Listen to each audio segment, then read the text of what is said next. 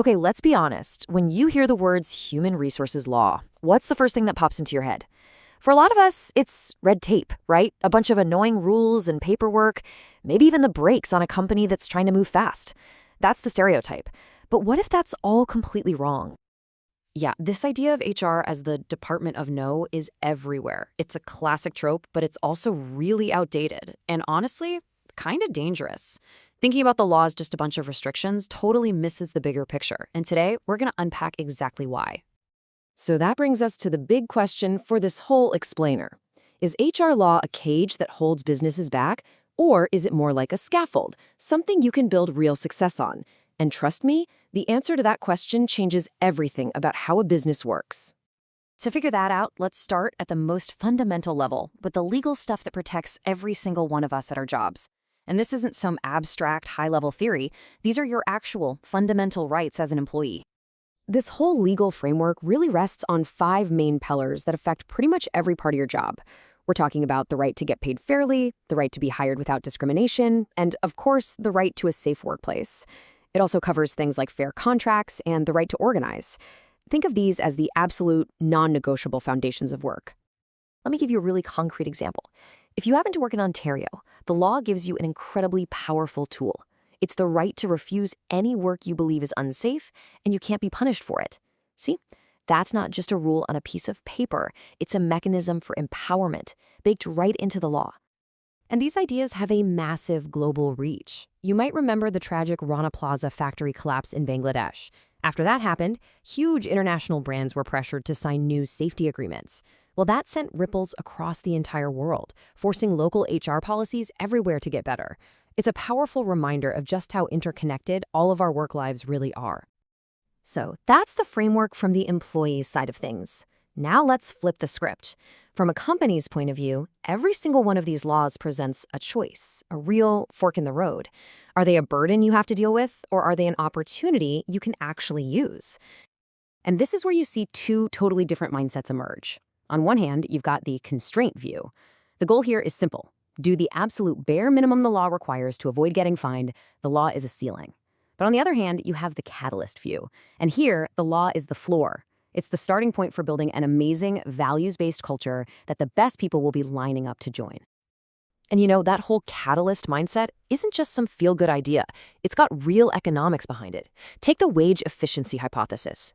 This theory basically shows that paying people more than the minimum wage isn't just generous, it's strategic.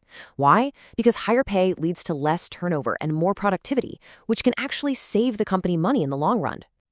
It's the exact same logic with workplace safety. Having really strong safety protocols, it's about more than just checking a box to avoid accidents. It sends a powerful signal, something called institutional care. It tells your employees, hey, we value you as a human being.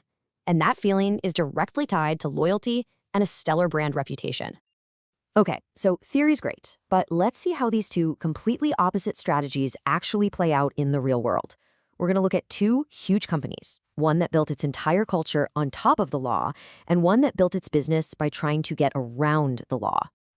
So in one corner, we've got Magna International, the auto parts giant. And in the other, we have Uber, the pioneer of the gig economy. Magna's strategy is something we call corporate constitutionalism. They basically built the law right into their company's DNA. Uber's approach? Regulatory arbitrage. It's a fancy term for finding and exploiting loopholes in the rules to get an advantage. What Magna did was pretty radical, actually. They created what they call an employee's charter. It's like a private constitution for their workers that guarantees rights way beyond the legal minimum. By doing this, they built an incredibly loyal, productive workforce that their competitors just can't copy. In business school, they call that a VRIO resource. It's valuable, it's rare, and it's inimitable. It's the holy grail. Uber, on the other hand, went a completely different route. Their entire business model was built on a legal loophole, classifying their drivers as independent contractors so they could avoid things like minimum wage and benefits. And look, this strategy, this regulatory arbitrage, it led to explosive growth in the short term, but it also led to constant legal battles and a ton of public backlash all over the world. It built a very unstable foundation. So, after looking at these huge corporate strategies, what does all this actually mean for you? I mean, whether you're going to be a leader someday, or you're an entrepreneur, or you're just starting out in your career, how can you apply these big ideas? Here are the three main things to take away. First, compliance is a commodity. Anyone can follow the rules. But a great culture built on fairness, that is a rare and powerful asset. Second, risk is asymmetric. The cost of one big lawsuit or a major safety disaster is always way bigger than the cost of just doing the right thing from day one. And finally, legitimacy matters. You can try to fight the spirit of the law for a while, but that usually just invites regulators to come knocking. And for anyone who's actually looking for a job, here is a practical checklist. The next time you're in an interview, ask these simple questions. I'm serious. The answers you get will tell you everything you need to know about whether that company sees the law as a ceiling to just scrape by or a floor to build something amazing on. At the end of the day, this is the real shift in thinking. The best leaders aren't just asking, how do we avoid getting sued? They're asking a much deeper, more powerful question. They're asking, how can I use the very principles of fairness, safety, and justice to build a competitive advantage that no one else can possibly match? And that brings us to our final thought for today. You know, if today's big legal fights are about defining what an employee is, what's next?